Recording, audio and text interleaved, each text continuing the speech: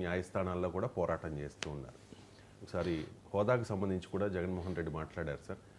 అసెంబ్లీలో ఒకే పక్షం ఉంది, 3 పార్టీలు కూటమిగా ఉన్నాయి కాబట్టి అది అధికార పక్షం, మేము ఒక్కరూ సెపరేట్గా ఉన్నాం కాబట్టి నెంబర్ చూడొద్దు, మాది ప్రతిపక్షం, మాకు ప్రతిపక్ష హోదా ఇవ్వాల్సిందే అంటూ ఉన్నారు బయట. చంద్రబాబు నాయుడు గారు అనే వ్యక్తికి మేము ప్రతిపక్ష హోదా ఇచ్చాం. చంద్రబాబు నాయుడు అనే వ్యక్తిని మేము ప్రతిపక్ష హోదా ఇచ్చినాం. ఎక్కడ రూలింగ్ లేదు, ఎక్కడ దెర్ ఇస్ నో రూల్. నీకు ఇంతమంది శాసనసభ్యులు నీకు ఉండాలి, ఉంటేనే నీకు ప్రతిపక్ష హోదా ఉంటుంది అని ఎక్కడ రూలింగ్ లేదు. ఇన్ఫ్యాక్ట్ ఢిల్లీ అసెంబ్లీలో బీజేపీకి 3 అసెంబ్లీ స్థానాలు గతంలో ఆప్ బీజేపీకి ప్రతిపక్ష హోదా ఇచ్చింది.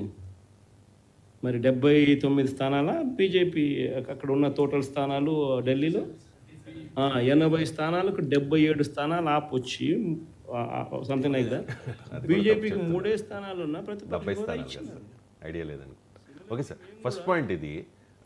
అంటే హోదా ఇచ్చాము తెలుగుదేశం పార్టీకి అని జగన్మోహన్ రెడ్డి చెప్తూ ఉన్నారు సార్. భారతీయ జనతా పార్టీకి ఆప్ ఇచ్చిన మాట వాస్తవమే, కానీ టెక్నికల్గా చూసుకుంటే 18 సరిపోతాయి, 23 వచ్చాయి, అయినా కూడా మేము ఇచ్చామని చెప్తూ ఉన్నారు సార్ జగన్మోహన్ రెడ్డి. అసలు టెక్నికల్గా కరెక్ట్ కాదు అది. నేను చాలాసార్లు మాట్లాడాను, ప్రతిపక్ష హోదా వరకు అది కన్వెన్షన్గా ఇవ్వడం లేదంతే తప్ప రూల్ ఎక్కడ లేదు, రూల్ లేదు, 10% అనేది లేదు. ఇది ఎప్పుడుండే అంటే before anti defection law logic ఉంది.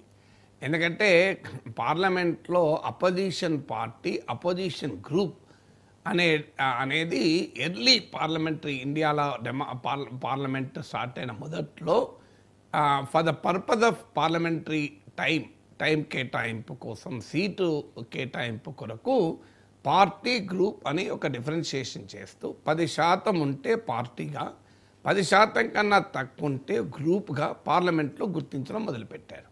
అక్కడి నుంచి వచ్చింది 10% అనేది రూల్.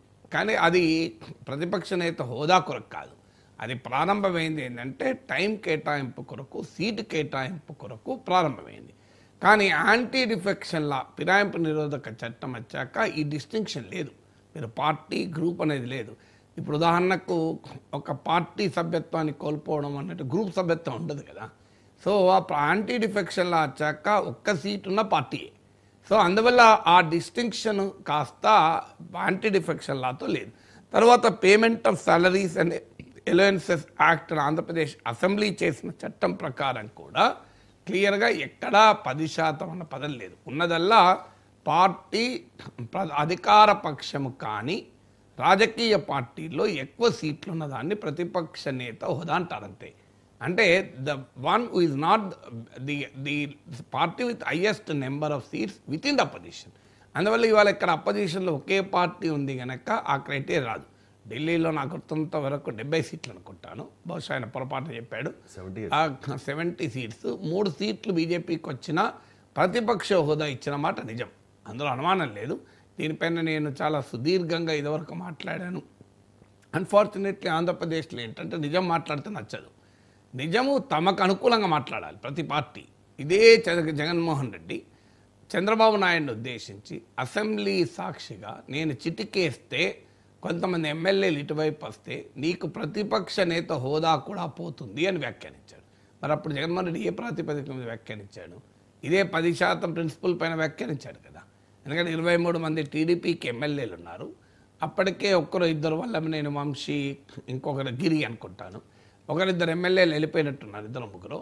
సో ఇంకా చిటికేస్తే ఇంకో 4-3 వెళ్ళిపోతే నిజమే విత్ ఇన్ 10% పడిపోయేది. ఇది జగన్మోహన్ రెడ్డి సాక్షాత్తు అసెంబ్లీలో ఉన్నాడు కదా. అంటే మరి అప్పుడు 10% ప్రిన్సిపల్ను జగన్మోహన్ రెడ్డి అప్హోల్డ్ చేశాడు. ఆ రోజు కూడా టీవీలో డిబేట్లు వస్తే నేను క్లియర్గా ఆ రోజు కూడా అన్నాను, చంద్రబాబు నాయుడుకు 23 మంది ఎమ్మెల్యేలు కాదు, 2 ఎమ్మెల్యేలు ఉన్న ప్రతిపక్ష నేత హోదా ఇవ్వాల్సిందే అని. అందువల్ల చిటికేసేది లేదు, చిటికేసినా హోదా పోయేది లేదు, పోకూడదు అని వాదించారు. అప్పుడు తెలుగుదేశం వాళ్ళు నా వాక్యాలను చాలా గొప్పగా కీర్తించి చాలా వాళ్ళ సోషల్ మీడియాలో కూడా సర్క్యులేట్ చేసి ఉండాలి. అప్పుడు జగన్మోహన్ రెడ్డి వాళ్ళు మీరు చంద్రబాబు నాయుడు పేటీఎం, నువ్వు చంద్రబాబు నాయుడు ప్రతిపక్ష హోదా ఎట్లుంటుంది 10% లేకుండా అని మాట్లాడారు. ఇవాళ మళ్ళీ జగన్మోహన్ రెడ్డి వాదన కరెక్ట్ అని అంటున్నాడని చెప్పి నా మీద తెలుగుదేశం వాళ్ళు ఎగురుతున్నారు. నేను ఎక్కడ మారలే. నేను అప్పుడైనా ఇప్పుడైనా నిబంధనల ప్రకారం చట్టాల ప్రకారం 10% అనేది ఎక్కడా లేదు. పొలిటికల్ స్పిరిట్ ప్రకారం కూడా అది కరెక్ట్ కాదు. అందువల్ల ప్రతిపక్ష నేత హోదా అనేది యాంటీ డిఫెక్షన్ లాతో ఈ 10% ఉంటే పార్టీ, 10% లోపు ఉంటే గ్రూపు అనే డిస్టింక్షన్ లేదు. ఎందుకంటే మీకు కేశవ్ కూడా ప్రెస్ కాన్ఫరెన్స్లో కౌల్ అండ్ షెక్దర్ చదవండి అన్నాను. నేను కౌల్ అండ్ షెక్దర్ చదివే చెప్తున్నాను. మీరు కావాలంటే latest edition of Kaul and Shekdar చూడండి, అదే ఉంది. అందువల్ల వాస్తవం ఏంటి, ఎక్కడా కూడా ఆ ప్రిన్సిపల్ లేదన్నది నిజం. కానీ జగన్మోహన్ రెడ్డికి మాట్లాడే హక్కు ఉందా? అది లేదు. ఎందుకు లేదంటే ఆయనే 10% అన్నాడు కనుక. సో రాజకీయ పార్టీలు ఎట్లుంటాయంటే ఒకసారి వాళ్ళు 10%, ఆ రోజు తెలుగుదేశం 10% అవసరం లేదన్నారు, వైఎస్ఆర్ కాంగ్రెస్ 10% ఉండాలి అన్నారు. ఇవాళ వైఎస్ఆర్ కాంగ్రెస్ 10% అవసరం లేదంటున్నారు, తెలుగుదేశం ఉండాలంటున్నారు. విచిత్రం చూడండి. నాగేశ్వర్ అప్పుడైనా ఇప్పుడైనా ఒకటే చెప్పాడు, కానీ అప్పుడు వాళ్ళకు రుచించదు, ఇప్పుడు వీళ్ళకి రుచించదు. కానీ రియాలిటీ ఏంటంటే అది స్పీకర్ ఇవ్వాలి. అది మేము ఇవ్వడం అనేది కూడా జగన్మోహన్ రెడ్డి ఇవ్వడం కూడా కాదు, ప్రభుత్వం ఇవ్వదు, అది స్పీకర్ ఇవ్వాలి. అఫ్కోర్స్ టెక్నికల్గా స్పీకరు, పొలిటికల్గా స్పీకరు సొంత పార్టీ వాడు ఉంటే ఉండవచ్చేమో, కానీ ద మూమెంట్ ఈ become the speaker is not that party. Speaker ఇవ్వాలి అప్పుడైనా ఇప్పుడైనా. మేము ఇచ్చామంటే చంద్రబాబు నాయుడుకు ప్రజలు ఇచ్చారు ప్రతిపక్ష ఆ హోదా. చంద్రబాబు జగన్కి ఇవ్వలేదు, జగన్ ఇవ్వలేదు. ఆ మార్గంతో ముఖ్యమంత్రి ఇవ్వడు, స్పీకర్ ఇస్తాడు. ఇప్పుడు కూడా స్పీకర్ ఇవ్వాలి. స్పీకర్ ఇవ్వనంత కాలం ఎవరేం చేయలేరు. అయినా జగన్మోహన్ రెడ్డి కోర్టుకు కూడా వెళ్ళాడు. ఇది ఇక్కడే కాదు, 2014 రాహుల్ గాంధీకి కాంగ్రెస్ పార్టీకి కూడా ప్రధాన ప్రతిపక్ష నేత హోదా ఇవ్వలేదు. అందువల్ల కన్వెన్షన్స్ను ఫాలో కావడం లేదు, కానీ రూల్ అయితే కాదు. సో అందువల్ల స్పీకర్ ఇవ్వకపోతే కోర్టుకు వెళ్ళి తెచ్చుకునే అవకాశం ఉందా? ఎందుకంటే సాధారణంగా సభా వ్యవహారాల్లో కోర్టులు ఇన్వాల్వ్ కావు. జగన్మోహన్ రెడ్డి ఇప్పుడు కోర్టుకు వెళ్ళాడు దీని మీద.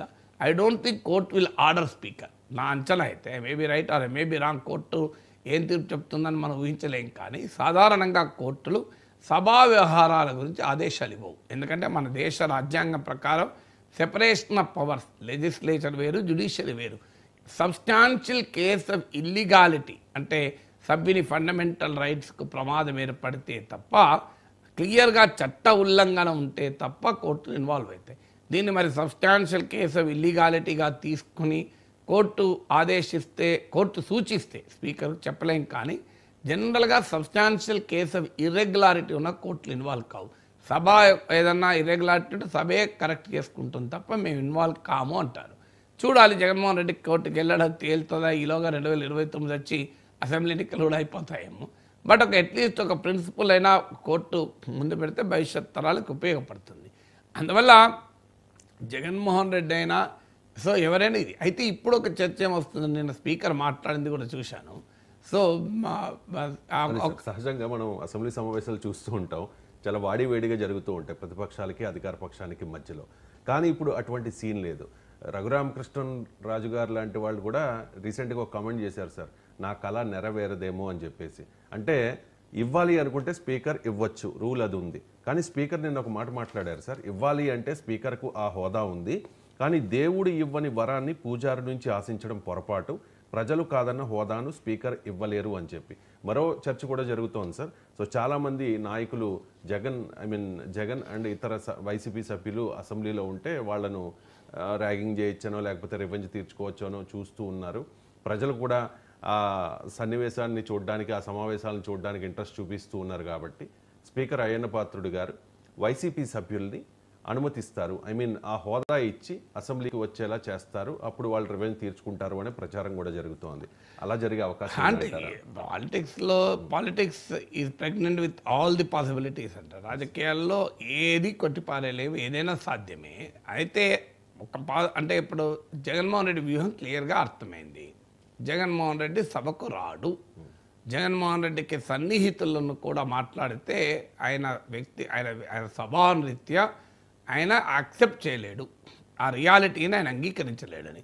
సో అది క్లియర్గా అర్థమవుతుంది కూడా. తనకు ప్రతిపక్ష నేత హోదా ఇవ్వాలి అని మాట్లాడుతున్న తీరు కానీ, తనకు ముఖ్యమంత్రితో సమానంగా సమయం కేటాయించాలని అడుగుతున్న తీరు